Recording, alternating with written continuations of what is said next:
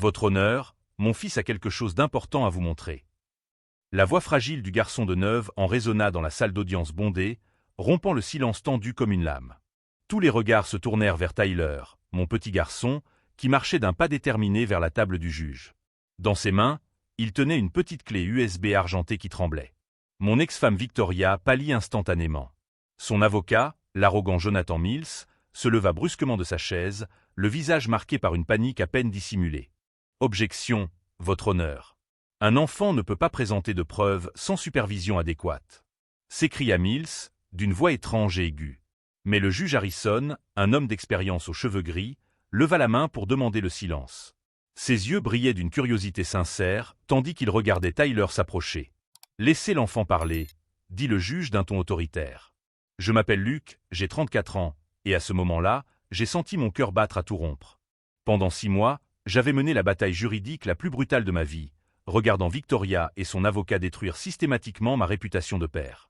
Ils m'ont dépeint comme un homme instable, absent, incapable de s'occuper correctement de mon propre fils. Ils ont présenté des photos spontanées de notre maison en désordre, des rapports médicaux douteux, et même le témoignage d'une psychologue pour enfants qui affirmait avoir observé des comportements inquiétants dans mes interactions avec Tyler. J'avais presque tout perdu, ma maison, mes économies, ma dignité.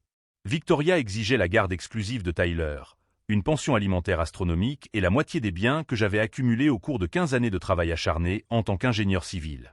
Mais en regardant mon fils remettre cette clé USB au juge, un étrange sentiment d'espoir a commencé à grandir dans ma poitrine. Tyler a toujours été un enfant observateur, calme, mais incroyablement intelligent pour son âge.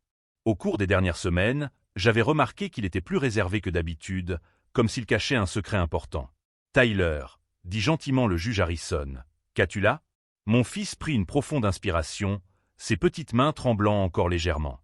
« Monsieur le juge, il y a ici une vidéo que ma mère et son avocat ne savent pas que j'ai enregistrée. » Le silence dans la salle d'audience était total.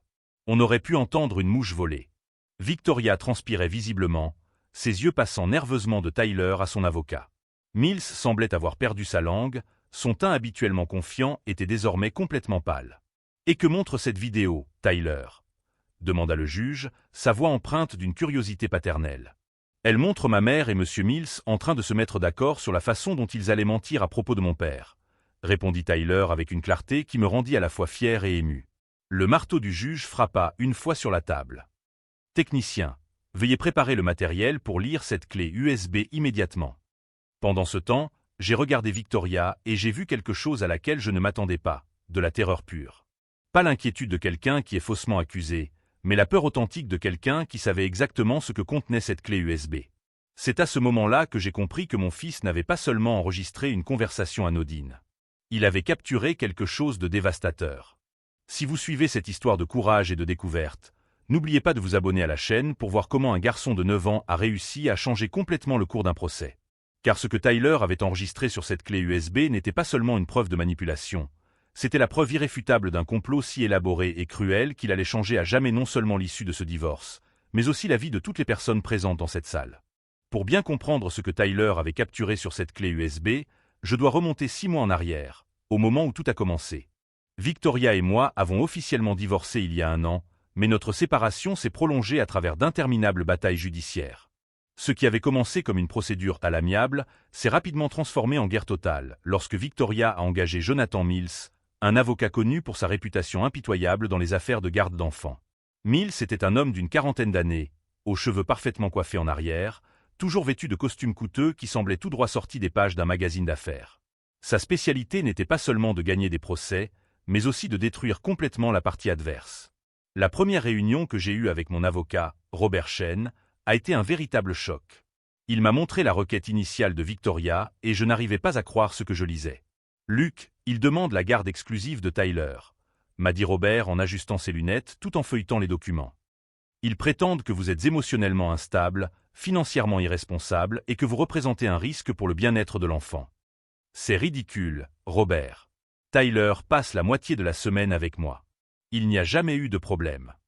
Je sais, mais ils ont des preuves. Robert a étalé des photos sur la table. C'étaient des images de ma maison à des moments précis, de la vaisselle empilée dans l'évier, des vêtements sur le canapé, des jouets éparpillés sur le sol. On aurait dit la maison d'un homme négligé et irresponsable. Mais je reconnaissais chacune de ces photos. Elles avaient été prises pendant les week-ends où Tyler était avec moi et où nous passions tout notre temps à jouer, à construire des forts avec des oreillers, à faire des expériences scientifiques dans la cuisine. Le désordre était le résultat de moments de plaisir authentiques entre un père et son fils. Victoria avait les clés de la maison, murmurai-je, comprenant le piège.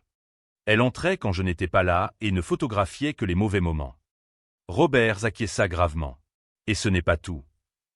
Il me montra des relevés bancaires marqués au marqueur jaune. Des achats que je n'avais jamais faits étaient mis en évidence. Des vêtements coûteux, des appareils électroniques, même des dépenses dans des bars et des casinos. Mais je n'ai jamais. Commençai-je à protester. Victoria avait toujours accès à la carte supplémentaire du compte joint, expliqua Robert. Techniquement, elle pouvait faire ses achats et prétendre ensuite qu'ils étaient les siens. La réalité de la situation a commencé à me frapper comme des vagues successives. Victoria n'essayait pas seulement de divorcer de moi, elle orchestrait ma destruction totale. Les semaines qui ont suivi ont été un enfer. Mills a présenté d'autres preuves. Des rapports de voisins faisant état de cris et de disputes provenant de ma maison pendant les visites de Tyler. Bien sûr, il ne mentionnait pas que les cris étaient des cris d'excitation lorsque nous regardions des matchs ou lorsque Tyler réussissait à marquer un panier dans le jardin. Le coup de grâce est venu avec le rapport de la psychologue pour enfants, le docteur Amanda Foster. Selon ce document de 12 pages, elle avait mené des « observations discrètes » de mes interactions avec Tyler dans des lieux publics pendant 3 mois. Le rapport dressait un tableau dévastateur. J'aurais ignoré Tyler au terrain de jeu pendant que je consultais mon téléphone portable, j'aurais répondu de manière agressive lorsqu'il essayait d'attirer mon attention et j'aurais fait preuve d'un comportement incompatible avec une paternité responsable. Chaque mot de ce rapport était un mensonge élaboré. Je me souvenais de chaque promenade dans le parc, de chaque sortie au centre commercial, de chaque moment que j'avais partagé avec mon fils. Ce n'étaient pas des moments de négligence, mais certains des meilleurs moments de ma vie de père. Mais Mills avait trouvé une psychologue prête à mentir en échange d'argent. Et ses références étaient irréprochables, rendant son témoignage pratiquement irréfutable. Le pire était de voir l'impact que cette bataille avait sur Tyler. Mon fils avait toujours été intelligent et observateur, mais ces dernières semaines, il semblait porter un poids invisible sur ses épaules. « Papa » m'a-t-il demandé un soir alors que je l'aidais à faire ses devoirs de maths, « pourquoi maman n'arrête pas de me demander si tu me cries dessus ?» Mon cœur s'est brisé. Je ne te crie jamais dessus, Tyler. Tu le sais bien. Je sais, papa. Mais elle continue à me poser la question. Et elle me pose d'autres questions étranges aussi. C'est alors que j'ai commencé à soupçonner Victoria d'utiliser Tyler pour recueillir des informations contre moi, en lui posant des questions ciblées pour essayer d'obtenir des déclarations qui pourraient être déformées devant le tribunal. Robert m'a averti que nous étions en train de perdre. Les preuves fabriquées étaient trop convaincantes. Et Mills avait des décennies d'expérience dans l'art de faire croire au jury des récits soigneusement construits. « Luc, il propose un accord », m'a dit Robert lors de notre réunion 2 semaines avant le procès. Des visites supervisées 1 fois par semaine, une pension alimentaire réduite, et tu gardes ta maison. « Absolument pas, ai-je répondu. Tyler est mon fils. Je n'accepterai pas d'être traité comme un danger pour lui. Mais au fond de mon cœur, j'étais terrifié. Et c'est ce sentiment de désespoir grandissant qui m'a accompagné jusqu'à ce moment au tribunal, lorsque Tyler s'est approché du juge avec cette clé USB argentée. Alors que je regardais mon fils remettre cette mystérieuse preuve, une seule question occupait mon esprit. Qu'avait-il enregistré exactement qui avait rendu Victoria et Mills si terrifiés? La réponse était sur le point de transformer non seulement l'issue de notre affaire, mais aussi de révéler une conspiration si élaborée qu'elle allait laisser tout le monde dans la salle complètement sous le choc. Le technicien du tribunal a connecté la clé USB au système audio et vidéo, tandis qu'un silence pesant régnait dans la salle. J'avais la gorge sèche comme du papier, mais une partie de moi vibrait d'une étrange sensation d'anticipation. Tyler resta à côté de l'équipement, ses petites mains jointes, mais son visage affichait une détermination que j'avais rarement vue chez quelqu'un d'aussi jeune. « C'est prêt, votre honneur », annonça le technicien. Victoria murmura quelque chose d'urgent à l'oreille de Mills, qui transpirait désormais visiblement à travers son costume coûteux. Son arrogance s'était complètement évaporée. « Procédez », ordonna le juge Harrison. Le grand écran s'alluma, affichant l'interface de l'ordinateur, et Tyler désigna un fichier vidéo datant de 3 semaines. « Celui-ci, votre honneur. » Il y a 3 semaines. Je me souvenais parfaitement de cette nuit-là. Tyler était censé dormir chez Victoria lorsque j'ai reçu un appel de sa part à 23 heures, hurlant de manière hystérique que j'avais traumatisé notre fils lors de notre dernier week-end ensemble. Selon elle, Tyler était rentré à la maison en pleurant, disant que je lui avais crié dessus parce qu'il avait renversé du jus sur le tapis. C'était un mensonge éhonté. Nous avions passé un merveilleux week-end à construire une cabane dans l'arbre du jardin. Mais cet appel a servi à documenter un nouvel incident dans le dossier Mills. La vidéo a commencé à être diffusée. La qualité n'était pas parfaite. Elle avait clairement été enregistrée avec le smartphone de Tyler, mais le son était cristallin.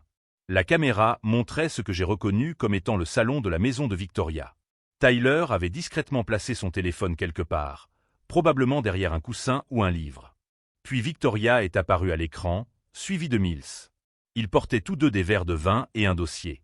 Mon cœur s'est mis à battre à tout rompre. « Jonathan, tu es sûr que ça va marcher ?» La voix de Victoria résonnait clairement dans les haut-parleurs du tribunal. « Victoria, chérie, fais-moi confiance. 15 ans d'expérience dans ce genre d'affaires. Luc n'a aucune chance. » Mills s'installa sur le canapé avec l'arrogance de quelqu'un qui se trouve en terrain connu. Dans la salle d'audience, il semblait désormais avoir perdu sa langue. Et s'il parvient à prouver que les photos ont été prises hors contexte? Impossible. Nous avons des témoins parmi les voisins qui confirment les cris. Nous avons les relevés bancaires. Et nous avons le rapport d'Amanda.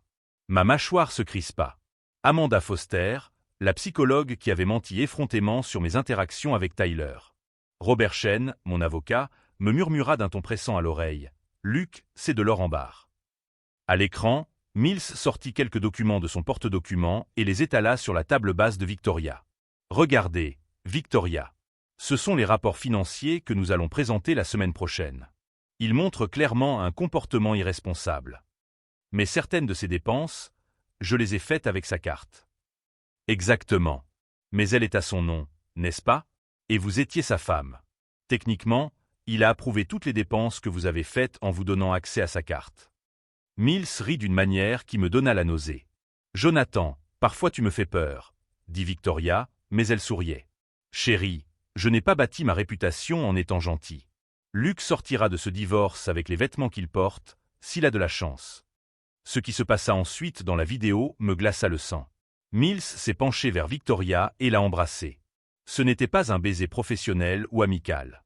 C'était intime, familier, passionné. « Quand tout cela sera terminé, » murmura Mills entre deux baisers, « nous pourrons cesser de nous cacher. » Victoria a ri doucement. « J'ai hâte. » Et Tyler?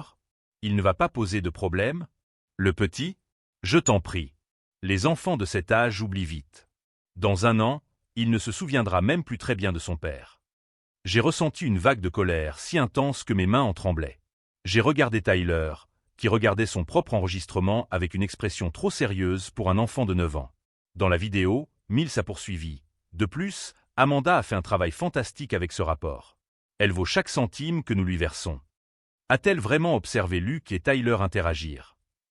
Bien sûr que non, a répondu Mills en riant. Elle ne connaît même pas Luc personnellement. Mais elle est convaincante au tribunal, et c'est tout ce qui compte. Victoria était devenue livide au tribunal royal. Elle murmurait frénétiquement quelque chose à Mills, qui semblait avoir du mal à respirer. La vidéo n'était pas encore terminée. Jonathan, et si Luc découvrait notre secret? Comment le découvrirait-il? Cet homme est ingénieur, pas détective. Et même s'il le découvrait, qui le croirait après que nous aurons présenté toutes nos preuves?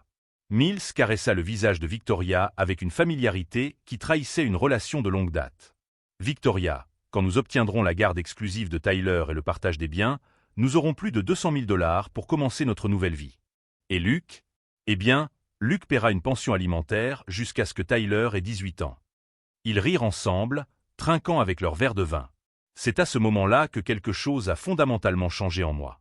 Ce n'était pas seulement de la colère, c'était une lucidité froide et calculatrice que je n'avais jamais ressentie auparavant. Pendant des mois, je m'étais posé des questions. Peut-être étais-je vraiment un père indigne. Peut-être que les preuves présentées étaient fondées. Peut-être que je méritais de perdre Tyler. Mais en regardant cette vidéo, en voyant le complot élaboré pour me détruire, j'ai compris que je ne me battais pas seulement pour mes droits en tant que père. Je me battais contre un système corrompu qui avait transformé mon fils en orphelin de père vivant par pure cupidité. Tyler avait tout enregistré. Mon petit garçon de 9 ans avait eu l'intelligence et le courage de documenter la trahison de sa propre mère. La vidéo se terminait par Mills et Victoria montant les escaliers ensemble, laissant les documents éparpillés sur la table. Le silence dans la salle d'audience était assourdissant. Le juge Harrison a retiré ses lunettes et les a nettoyées lentement, le visage figé dans une expression d'indignation contenue. « Monsieur Mills, a-t-il dit d'une voix tranchante comme une lame, je suppose que vous aimeriez expliquer ce que nous venons de voir. » Mills a ouvert et fermé la bouche plusieurs fois, comme un poisson hors de l'eau. Aucun son n'est sorti. Victoria pleurait maintenant, mais ce n'étaient pas des larmes de tristesse ou de regret. C'étaient des larmes de panique pure, celles de quelqu'un qui venait de voir sa vie soigneusement construite s'effondrer en temps réel. Je me levai lentement de ma chaise et me dirigeai vers Tyler. Je m'agenouillai devant lui et posai mes mains sur ses petites épaules. « Tyler, murmurai-je, depuis combien de temps savais-tu » Ses yeux se remplirent de larmes, mais sa voix resta ferme. « Depuis qu'ils ont commencé à se voir chez nous, papa. Je savais que ce n'était pas bien. » Je serrai mon fils dans mes bras assez fort pour qu'il sache que je ne le laisserai plus jamais affronter une telle situation seul.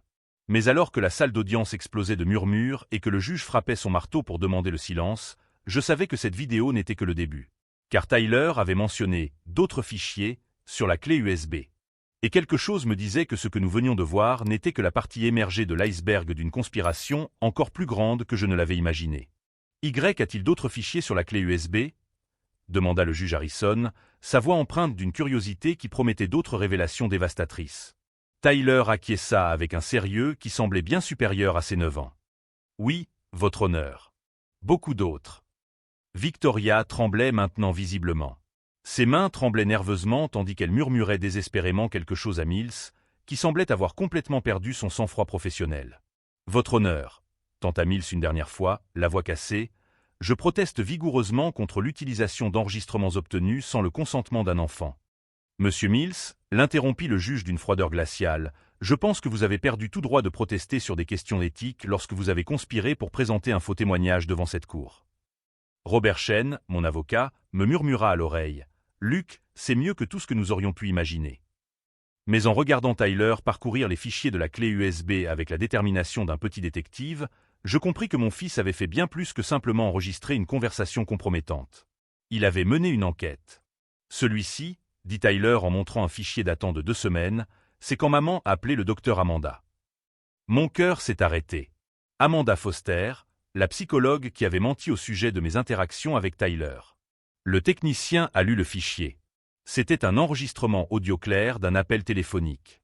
La voix de Victoria a retenti dans les haut-parleurs. « Amanda, nous devons parler du rapport de Luc. » « Bien sûr, Victoria.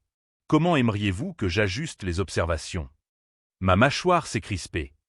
Ajuster les observations. Comme s'il s'agissait de données flexibles plutôt que de faits scientifiques. Nous avons besoin de quelque chose de plus fort. Jonathan a dit que le juge est difficile à convaincre. Pouvez-vous ajouter quelque chose sur la négligence émotionnelle? La voix d'Amanda Foster a répondu sans hésitation. Je peux mentionner des schémas de distanciation émotionnelle lors des interactions père-fils. C'est suffisamment vague pour être difficile à réfuter, mais suffisamment précis pour paraître professionnel. Parfait. Et Amanda, merci de faire cela pour nous. Victoria, pour ce que vous me payez, j'écrirai que Luc est le diable incarné. Elles ont ri ensemble. Le silence dans la salle d'audience était si dense qu'il semblait avoir un poids physique. Le docteur Amanda Foster, la femme qui avait détruit ma réputation de père avec des mensonges élaborés, venait d'avouer, de ses propres mots, qu'elle avait fabriqué des preuves en échange d'argent. J'ai regardé Robert, qui prenait furieusement des notes. Ses yeux brillaient de la satisfaction d'un avocat qui venait de recevoir l'affaire la plus facile de sa carrière. « Tyler, ai-je demandé à voix basse, essayant encore de comprendre l'étendue de l'enquête menée par mon fils, comment as-tu réussi à enregistrer cet appel ?» Le téléphone de maman était en train de charger dans la cuisine, a-t-il répondu simplement. Et elle a mis le haut-parleur parce qu'elle préparait le repas. J'étais en train de faire mes devoirs sur le comptoir. Victoria avait été si arrogante, si sûre de sa manipulation, qu'elle n'avait même pas pris la peine de garantir la confidentialité de ses complots criminels. « Y en a-t-il d'autres » demanda le juge, désormais complètement investi dans la révélation de ce tissu de mensonges. Tyler acquiesça et cliqua sur un autre fichier. Celui-ci date d'il y a 3 semaines. La vidéo montrait Mills seul dans le bureau de son cabinet. Il était au téléphone, visiblement agité. « Non, Victoria, nous ne pouvons pas simplement inventer des preuves à partir de rien, » disait-il au téléphone en mode haut-parleur. « Nous avons besoin de quelque chose qui semble crédible. Jonathan, tu as dit que tu pouvais garantir que je gagnerais cette affaire. » Et je le peux. Mais nous devons être intelligents. Luc n'est pas idiot. Si nous présentons quelque chose de manifestement fabriqué, il pourrait engager un détective privé. Mills fit une pause, réfléchissant. Écoute, Victoria, je vais utiliser mes contacts pour obtenir des photos de sa maison quand Tyler sera là. J'ai un ami qui travaille dans les enquêtes d'assurance. Il sait comment documenter de manière convaincante la négligence domestique. Mon sang se glaça. Mills avait engagé quelqu'un pour envahir ma vie privée et fabriquer des preuves de négligence. Et la psychologue ? Demanda Victoria. Amanda est déjà partante. Elle a besoin d'argent pour payer ses dettes de jeu. Elle écrira tout ce dont nous avons besoin. La vidéo continuait en montrant Mills passant 2 autres appels. Dans le premier, il donnait des instructions à quelqu'un sur la manière de documenter correctement des conditions de vie inadéquates. Dans le second, il transférait 5 000 $ sur le compte d'Amanda Foster. Tout était documenté. Tout était enregistré. Tout était irréfutable. En regardant les vidéos, une prise de conscience extraordinaire a commencé à se former dans mon esprit. Tyler n'était pas simplement tombé sur ces preuves par hasard. Mon fils de 9 ans avait systématiquement enquêté sur le complot contre moi. Pendant des semaines, alors que je souffrais de fausses accusations, me sentant impuissant et remettant en question ma propre santé mentale, Tyler avait travaillé silencieusement pour découvrir la vérité. « Tyler, demandai-je, la voix brisée par l'émotion, depuis combien de temps savais-tu qu'il mentait à mon sujet ?» Ses yeux se sont remplis de larmes, mais sa voix est restée ferme. « Depuis le début, papa. Je savais que tu ne m'avais jamais crié dessus. Je savais que tu ne m'avais jamais ignoré. Alors quand maman a commencé à poser des questions étranges à ton sujet, j'ai commencé à enregistrer. L'ampleur de ce que mon fils avait accompli a commencé à me frapper. Alors que je me sentais complètement vaincu par le système, un enfant de 9 ans avait rassemblé suffisamment de preuves non seulement pour me disculper, mais aussi pour envoyer mon ex-femme et son avocat en prison. » Mills s'était levé de la table et se dirigeait vers la sortie, essayant clairement de s'enfuir avant que d'autres preuves ne soient révélées. « Messieurs les agents, » ordonna le juge Harrison, « arrêtez cet homme. Et ramenez le docteur Amanda Foster. Je pense que nous avons suffisamment de preuves pour engager plusieurs poursuites pénales. » Victoria pleurait ouvertement à présent, son masque de victime étant enfin tombé. Mais Tyler n'avait pas encore fini. « Monsieur le juge, dit-il, il y a encore une chose. » Il cliqua sur un dernier fichier. C'était un document numérisé, un papier que je reconnus immédiatement. Il s'agissait d'une police d'assurance vie à mon nom, avec Victoria comme bénéficiaire. « Tyler, murmurai-je, où as-tu trouvé ça ?» C'était dans le dossier de maman, avec d'autres papiers. « Papa, regarde la date. » La police avait été augmentée à 500 000 $ seulement 2 semaines avant que Victoria ne demande le divorce. 500 000 $ qu'elle recevrait si quelque chose m'arrivait. Soudain, toutes les mystérieuses intoxications alimentaires, dont j'avais souffert ces derniers mois, prenaient un sens beaucoup plus sinistre. Si vous suivez ce parcours de découverte et de courage, n'oubliez pas de vous abonner à la chaîne, car les histoires de petits héros révélant de grandes vérités méritent d'être partagées. Le juge Harrison regarda la police d'assurance avec une expression mêlant horreur et indignation. « Monsieur Luc, dit-il formellement, je pense que vous devez immédiatement contacter la police. Ces preuves suggèrent que vous avez peut-être été en danger physique réel. » Alors que je regardais les agents menotter Victoria et Mills, et que Tyler me tenait fermement la main, j'ai compris qu'il ne s'agissait pas seulement d'une victoire juridique. C'était le moment où un garçon de 9 ans avait sauvé la vie de son père grâce à son courage d'affronter la vérité, même lorsque cette vérité concernait sa propre mère. Mais il restait une dernière révélation dans la clé USB de Tyler. Une révélation qui allait complètement transformer non seulement cette affaire, mais aussi toute ma compréhension de qui je pouvais vraiment faire confiance. « Tyler, » demanda le juge Harrison avec une curiosité sincère qui résonna dans toute la salle, « tu as dit qu'il y avait autre chose. Qu'y a-t-il d'autre sur cette clé USB ?» Mon fils prit une profonde inspiration, ses petites mains tremblant encore légèrement, mais ses yeux brillaient de la détermination de quelqu'un qui savait qu'il faisait ce qu'il fallait. « Monsieur le juge, il y a une réunion qu'ils ont tenue hier soir chez nous. Maman ne savait pas que j'étais réveillé. » Victoria a essayé de se lever de sa chaise, mais les agents qui encadraient désormais notre table l'ont maintenue assise. Son visage avait perdu toute couleur. « Non, » murmura-t-elle, plus pour elle-même que pour quiconque dans la salle. Tyler dormait. J'ai vérifié.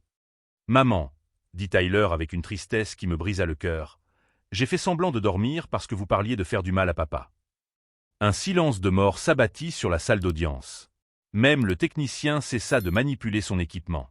Mills tenta une nouvelle fois de protester. « Votre honneur, Un enfant de 9 ans ne peut pas comprendre correctement les conversations d'adultes. Monsieur Mills, l'interrompit le juge d'un ton glacial, je vous suggère de rester silencieux. Tout ce que vous direz pourra être et sera utilisé contre vous. Tyler cliqua sur le dernier fichier de la clé USB. La date indiquée était hier, 23h15. La vidéo commença par montrer le salon de Victoria, mais cette fois-ci, la qualité était encore meilleure. Tyler avait positionné son téléphone de manière à capturer parfaitement le canapé où Victoria et Mills s'étaient assis. Il ne faisait plus semblant. Il n'y avait aucune prétention professionnelle. Victoria était dans les bras de Mills, tous deux clairement intimes, buvant du vin rouge dans des verres coûteux. Jonathan. La voix de Victoria résonna dans les haut-parleurs, chargée d'une anxiété que je n'avais jamais entendue auparavant. Et si Luc engageait un détective privé? Et s'il découvrait notre relation avant le procès? Mills rit avec une assurance qui semblait désormais grotesque. Victoria, chérie, Luc est ingénieur. Il construit des ponts, il ne résout pas des mystères. De plus, même s'il engageait quelqu'un, il est déjà trop tard. Le procès est demain. Mais Jonathan, et s'il n'accepte pas le verdict? Et s'il fait appel? Cela pourrait traîner pendant des années. Mills posa son verre sur la table et regarda Victoria avec une intensité qui me donna la nausée. Victoria, nous en avons déjà parlé. Si Luc devient un problème persistant, eh bien, les accidents arrivent. Mon sang se glaça. Je regardai Tyler, qui regardait la vidéo avec un sérieux effrayant pour un enfant. Jonathan, tu ne peux pas être sérieux. Je suis très sérieux, Victoria. Tu crois que je suis venu ici pour te partager avec un ex-mari problématique pour le reste de ma vie? Luc doit disparaître. Définitivement. Dans la salle d'audience, on aurait pu entendre une mouche voler. Victoria sanglotait ouvertement, les mains couvrant son visage. Mills semblait avoir cessé de respirer. Son regard passait de l'écran au juge et aux officiers qui s'approchaient lentement. La vidéo continua avec Mills détaillant un plan qui me terrifia complètement. Écoute, Victoria, Luc a cette moto. Il adore faire ses courses le week-end sur les routes de montagne. Des virages dangereux, peu de témoins. Jonathan, non. Je ne peux pas être complice de quelque chose comme ça. Tu es déjà complice, chérie. Tu as falsifié des preuves. Tu as menti dans des documents juridiques. Tu as conspiré pour voler la garde de Tyler sur la base d'un faux témoignage. Si cela venait à être découvert, tu irais en prison pour plusieurs années. Mills se pencha en avant, sa voix prenant un ton presque hypnotique. Mais si Luc disparaît simplement, tu gardes Tyler, l'héritage de 500 000 $ de l'assurance vie, et nous pouvons commencer notre nouvelle vie dans un autre état. Tyler est jeune. Il finira par oublier son père. Et si Tyler parle de son père? S'il demande où est Luc? Victoria, à 9 ans, la mémoire des enfants est malléable. Nous déménagerons loin. Nouvelle école, nouveaux amis. Dans un an, Tyler se souviendra à peine de ce qu'était la vie avec Luc. Je tremblais de rage. Non seulement ils avaient comploté pour me voler mon fils à l'aide de mensonges élaborés, mais ils planifiaient également ma mort. Et ils discutaient de la manière d'effacer Luc de la mémoire de Tyler, comme s'il s'agissait d'un fichier informatique indésirable. La vidéo montrait Mills prenant son téléphone et passant un appel. « Marcus, c'est moi. J'ai besoin de cette faveur dont nous avons discuté. Oui, celle de l'accident de moto. Demain après-midi, après le procès. Parfait. » Lorsque Mills a raccroché, Victoria a demandé « Qui est Marcus ?» Une vieille connaissance qui règle les problèmes discrètement. Il fera en sorte que cela ressemble à un accident tout à fait naturel. Des freins défectueux, peut-être un virage pris trop rapidement. Le juge Harrison s'était levé de son siège, le visage rouge d'indignation. « Messieurs les agents, arrêtez immédiatement ces deux immédiatement pour complot en vue de commettre un homicide. » Mais Mills tenta encore un dernier coup désespéré. Il se leva brusquement, poussant Victoria sur le côté, et cria « Tyler, tu ne comprends pas. Ton père est dangereux. Il allait te faire du mal, à toi et à ta mère. Nous essayons de vous protéger. » Tyler regarda Mills avec une lucidité dévastatrice pour ses 9 ans. « Monsieur Mills, » dit Tyler d'une voix ferme qui résonna dans toute la pièce, « mon père ne m'a jamais fait de mal. Mais vous essayez de me faire du mal en me l'enlevant. » C'est à ce moment-là que Mills comprit enfin. Un enfant de 9 ans avait systématiquement démantelé son complot élaboré. Non pas grâce à des avocats coûteux ou à des détectives privés, mais grâce à une simple observation et au courage de documenter la vérité. Mills regarda Tyler avec une expression mêlant terreur et une sorte de respect réticent. Il avait été vaincu par quelqu'un qui ne lui arrivait même pas à la taille. Comment l'as-tu su? Demanda Mills, sa voix n'étant plus que l'ombre brisée de son ancienne arrogance. Tyler répondit avec la brutalité honnête de l'enfance. Parce que vous, les adultes, vous pensez que les enfants ne font pas attention. Mais j'ai toujours fait attention quand il s'agissait de mon père. Pendant que les agents menottaient Mills et Victoria, le juge Harrison s'adressa à moi avec une expression mêlant soulagement et admiration. Monsieur Luke, cette affaire est officiellement close. Vous obtenez la garde exclusive. Tous les biens matrimoniaux sont transférés à votre nom et une ordonnance de protection permanente est prononcée contre les deux défendeurs. Il fit une pause et regarda Tyler. Et jeune Tyler, vous venez probablement de sauver la vie de votre père. Alors que Victoria et Mills s'étaient emmenés menottés hors de la salle, Victoria a crié une dernière fois. Tyler, maman t'aime. Maman t'a toujours aimé. Mon fils l'a regardé avec une profonde tristesse, mais sa réponse a été claire. Si tu m'aimais vraiment, tu n'aurais pas essayé de m'enlever mon père. Ce furent les derniers mots que Tyler adressa à sa mère. Alors que la salle d'audience se vidait progressivement, je me suis agenouillé devant mon fils et je l'ai serré dans mes bras assez fort pour qu'il sache que je ne le laisserai plus jamais affronter une telle épreuve seul. Tyler, lui ai-je murmuré à l'oreille, comment un garçon de 9 ans a-t-il réussi à faire ce que des avocats professionnels mettent des années à accomplir? Il m'a regardé avec ses yeux qui semblaient déjà bien plus vieux qu'ils ne devaient l'être. Papa, a-t-il simplement répondu, j'ai juste enregistré la vérité. Mais alors que nous sortions du tribunal, ma main serrant fermement la sienne, je savais que Tyler avait fait bien plus que simplement enregistrer des preuves. Il avait sauvé notre famille. Et transformé ma foi en justice, qui était un espoir brisé, en une certitude inébranlable que, parfois, les héros viennent dans de très petits emballages, transportant des clés USB argentées dans les poches de leurs uniformes scolaires.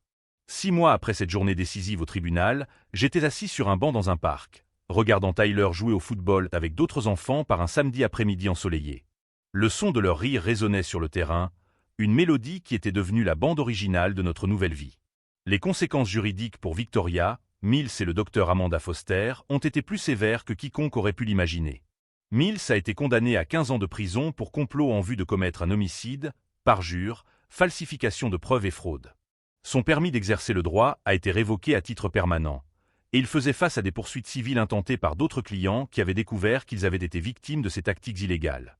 Victoria a été condamnée à 12 ans pour complot, parjure et tentative de fraude à l'assurance vie. Ce qui m'a le plus surpris, c'est de découvrir qu'elle avait tenté à 2 reprises au cours de l'année précédente d'augmenter ma police d'assurance, mais que les compagnies d'assurance avaient toujours refusé, jugeant cela trop suspect. L'enquête policière a révélé qu'elle avait recherché pendant des mois sur son ordinateur des méthodes pour provoquer des accidents de moto. Le docteur Amanda Foster a perdu sa licence médicale et a été condamnée à 8 ans de prison pour parjure professionnelle. L'enquête sur ses autres affaires a révélé qu'elle avait falsifié des rapports pour au moins 12 autres procédures de garde au cours des 5 dernières années. Des dizaines de familles qui avaient été injustement séparées à cause de ces faux rapports avaient désormais la possibilité de se réunir. Mais les conséquences juridiques n'étaient que le début de notre processus de guérison. Robert Chen, mon avocat, a non seulement réussi à renverser complètement l'affaire initiale, mais il a également aidé à poursuivre le cabinet Mills sans dommages-intérêts. L'accord à l'amiable nous a assuré une compensation suffisante pour que Tyler n'ait jamais à se soucier de l'argent pour ses études universitaires. Tyler est devenu l'enfant le plus célèbre de notre petite ville. Les journaux locaux ont publié des articles sur le garçon de 9 ans qui a déjoué un complot juridique.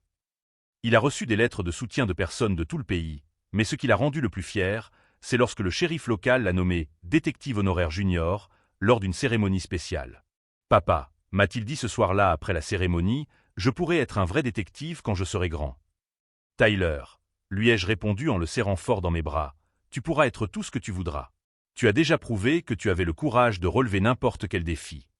Notre nouvelle maison était plus petite que la précédente, mais infiniment plus chaleureuse. Tyler a choisi de décorer sa chambre avec les certificats et les lettres de remerciement qu'il avait reçus, ainsi qu'une photo de nous au tribunal le jour de la victoire. Au-dessus de son lit, il a accroché une affiche sur laquelle était écrit « La vérité l'emporte toujours ». Ma carrière d'ingénieur s'est développée de manière inattendue. La publicité autour de l'affaire a attiré l'attention sur mon travail, et j'ai commencé à recevoir des projets d'entreprise qui valorisaient l'intégrité et la transparence. J'ai ouvert mon propre cabinet de conseil, spécialisé dans la sécurité structurelle, et Tyler venait souvent après l'école pour aider avec les calculs. L'école de Tyler a également considérablement modifié sa politique concernant les situations familiales difficiles. La directrice a mis en place de nouveaux protocoles pour protéger les enfants dont les parents vivent un divorce conflictuel, en veillant à ce qu'ils disposent de moyens pour signaler leurs préoccupations en matière de manipulation ou de coercition. 3 mois après le procès, j'ai reçu un appel inattendu. C'était Sarah, la secrétaire de Mills, qui avait témoigné contre lui dans le cadre du procès pénal. « Monsieur Luc », m'a-t-elle dit d'une voix étranglée, « je dois vous dire quelque chose. Pendant des années, je l'ai vu faire cela à d'autres familles. J'ai toujours su que c'était mal, mais j'avais peur de parler. Votre fils m'a donné le courage de finalement faire ce qui était juste. » Sarah est devenue un témoin clé dans plusieurs autres affaires, contribuant à faire annuler au moins 6 décisions de garde qui avaient été fondées sur des preuves fabriquées par Mills. Tyler a acquis une maturité extraordinaire grâce à cette expérience, mais d'une manière saine. Il était toujours un enfant normal qui adorait les jeux vidéo et les dessins animés, mais il avait désormais une compréhension unique de la justice et du courage moral qui impressionnait tous les adultes autour de lui. Un soir, alors que je l'aidais à faire ses devoirs, il m'a posé une question profonde. « Papa, pourquoi maman a-t-elle fait ces mauvaises choses ?» C'était la question que je craignais qu'il pose, mais je savais qu'il méritait une réponse honnête. « Tyler, ai-je commencé prudemment. Parfois les gens font de mauvais choix lorsqu'ils ont peur ou veulent des choses qu'ils ne peuvent pas obtenir honnêtement. Ta mère s'est égarée en cours de route. Cela ne signifie pas qu'elle ne t'aimait pas, mais ses choix étaient mauvais et ont fait du mal à des gens. » Il réfléchit un instant. « Papa, je peux rendre visite à maman en prison. » La question me prit au dépourvu, mais j'y vis une sagesse émotionnelle qui me rendit fier. « Si tu le souhaites, quand tu seras prêt, nous pourrons en discuter. Mais rien ne presse. Tu as le droit de ressentir tout ce que tu ressens. » Tyler acquiesça et retourna à sa leçon de mathématiques, mais je vis en lui une capacité de pardon et de compréhension que beaucoup d'adultes mettent des décennies à développer. Nos week-ends sont devenus les aventures père-fils dont j'avais rêvé pendant des années. Nous avons construit une cabane élaborée dans le jardin, équipée d'un système de poulies conçu par Tyler. Nous avons fait des excursions dans des musées des sciences où il démontrait des connaissances qui impressionnaient les guides. Nous avons commencé à suivre des cours d'arts martiaux ensemble, où il a appris la discipline et où j'ai réappris la patience. La communauté nous a accueillis de manière extraordinaire. Des voisins qui auparavant nous saluaient à peine s'arrêtaient désormais pour discuter. Tyler a reçu tellement d'invitations à des fêtes d'anniversaire que nous avons dû créer un calendrier rien que pour les suivre. J'ai recommencé à sortir, j'ai rencontré des gens intéressants, mais mon objectif principal restait d'être le meilleur père possible. 1 an après le procès, Tyler et moi avons visité la tombe de mes parents. Il a déposé une couronne de fleurs qu'il avait fabriquée à l'école et a dit à voix haute « Grand-père et grand-mère, j'ai bien pris soin de papa quand il en avait besoin. » À ce moment-là, j'ai compris que Tyler ne m'avait pas seulement sauvé d'un complot juridique. Il m'avait appris que la véritable force ne vient pas de la victoire dans les combats, mais du maintien de son intégrité lorsque tout semble perdu. Il m'a montré que même un enfant peut changer le cours de la justice lorsqu'il agit avec courage et honnêteté. Aujourd'hui, 2 ans plus tard, notre relation est plus forte que je ne l'aurais jamais imaginé. Tyler est en 6e, il est délégué de classe et veut étudier le droit pénal quand il sera grand. Il dit qu'il veut aider d'autres familles comme il a aidé la nôtre. Mon cabinet de conseil s'est développé et j'emploie désormais 12 personnes, toutes choisies pour leur personnalité en plus de leurs compétences techniques. Tyler continue de me rendre visite après l'école, m'aidant désormais sincèrement dans des projets simples et s'initiant à l'ingénierie. Victoria a écrit quelques lettres pour demander pardon, que Tyler et moi avons lues ensemble. Nous avons décidé que, lorsqu'il sera plus âgé et se sentira prêt, nous envisagerons une visite. Je crois en la possibilité de la rédemption, mais aussi en l'importance de protéger mon fils contre tout traumatisme inutile. Mills a tout perdu, sa carrière, sa réputation, sa liberté. J'ai appris par Robert Shen qu'il purgeait sa peine dans une prison pénitentiaire à l'intérieur des terres, où il travaillait à la bibliothèque.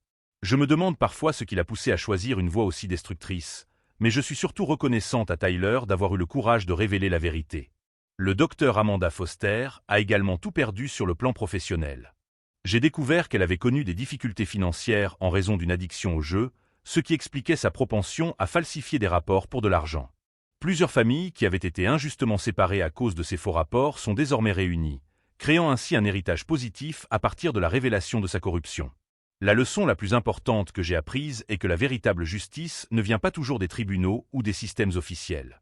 Elle vient parfois de petits héros au grand cœur qui refusent d'accepter l'injustice, même lorsque tous les adultes autour d'eux ont échoué à les protéger. Tyler m'a appris que le courage n'est pas l'absence de peur, mais le fait d'agir correctement malgré la peur. Il avait 9 ans lorsqu'il a affronté sa propre mère pour protéger la vérité. C'est un type de bravoure que la plupart des gens ne seront jamais amenés à démontrer. Si cette histoire de courage, de vérité et du pouvoir transformateur de l'honnêteté vous a touché, n'oubliez pas de vous abonner à la chaîne. Nous y partageons des histoires vraies de personnes ordinaires qui ont trouvé une force extraordinaire dans l'adversité. Des histoires qui prouvent que la justice peut prévaloir lorsque des personnes courageuses refusent d'accepter l'injustice. Aujourd'hui, alors que j'écris ces lignes, Tyler est dans le jardin en train de tester un nouveau projet scientifique.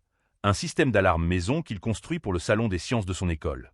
Il m'a expliqué qu'il voulait créer quelque chose qui protège les familles des menteurs. Je regarde mon fils travailler avec la même détermination méticuleuse dont il a fait preuve pour documenter le complot contre notre famille, et je ressens une fierté qui transcende toutes les victoires professionnelles que j'ai jamais remportées. Il ne m'a pas seulement sauvé de la perte de la garde de mon fils ou d'un éventuel accident de moto prémédité. Tyler m'a sauvé d'une vie passée à remettre en question ma valeur en tant que père, d'années de batailles juridiques fondées sur des mensonges, d'un avenir sans lui. Mais plus que cela, il m'a appris que parfois, les héros ne portent pas de cape et n'ont pas de super-pouvoir. Parfois, ils ont 9 ans, portent des cartables et sauvent la situation simplement en documentant la vérité avec un téléphone cassé et un courage inébranlable. Voici l'histoire de la façon dont mon fils m'a appris que la vérité, aussi effrayante soit-elle à affronter, sera toujours plus puissante que le mensonge le plus élaboré. Et comment une clé USB argentée entre de bonnes mains peut changer non seulement l'issue d'un procès, mais aussi le cours d'une vie entière.